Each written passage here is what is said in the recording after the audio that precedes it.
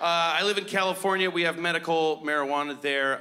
You have to have a pot card in order to smoke pot in California now because everyone has a pot card, so you can't get marijuana the old-fashioned illegal way anymore. I tried to, and I'm like, hey man, can I get some pot? Hey man, will you smoke me out? People are like, buy your own groceries. It's like begging for breakfast cereal or something. In order to continue the lifestyle I've decided that I needed, I went and got a pot card from the old local pot doctor. And I had all my story straight. I was like, I have a number of physical issues that aren't responding to physical therapy, and it was totally unnecessary. I got there, the doctor's sitting on an exercise bouncy ball. He's like, what's up, dude? They have a clipboard with the medical checklist that you fill out, and half the questions were, are you a cop? No, seriously, are you a law enforcement officer? So I passed that test, and I got the pot card.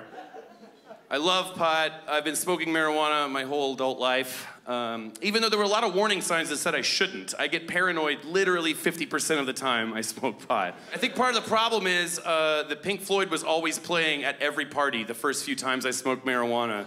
And their job as a band is to give you a bad trip. They're like, hey you! What, me? Yes you! Ah! And then you freak out and you skip to the next track, but that never works because the next track on any Pink Floyd album is just animal sounds and screaming. Bah, you are wrong! I do love 70s album rock though. I love David Bowie. I love that song. Yes, I love Space Oddity. That's the one where he's like, ground control to Major Tom, which is the best evidence for why the British space program never took off. If you listen to the lyrics, they get a stoner into outer space and everything goes wrong from there. He's like, I'm floating in a most peculiar way. We knew that from the mathematical models alone. And then he's lost in space and he dies floating in space. I want to see the guy who had to report to the Queen on that one. Your Majesty, perhaps it was a mistake to send a glam rocker into Earth's orbit. In full stage makeup with psilocybin mushrooms and an acoustic guitar. The only scientific observations yielded from the mission are that planet Earth is blue and I'll quote, there's nothing I can do. Thank you. I should tell you guys, I am a known homosexual. That's really fun. I suggest you try it out if you want to.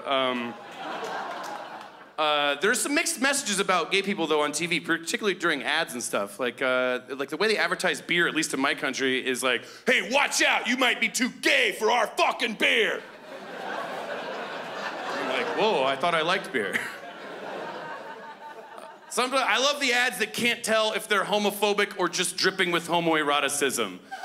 That includes every single shaving commercial. Every shaving commercial is like, hey, dude, look how hot this dude is. I know, you're not gay. Nobody is.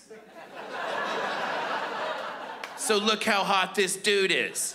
Not just his face, look at his body. Isn't it perfect? Don't you wish you had a body like that or could give him a massage and nobody finds out? I know, impossible, because homosexual. But he is mixed race, that's the perfect race. What if one time you could just trace his jawline with your tongue, feeling every pore on his cheeks? You can't, but guess who can? The new Gillette sensor. It's gay, so you don't have to be. Thank you, Montreal.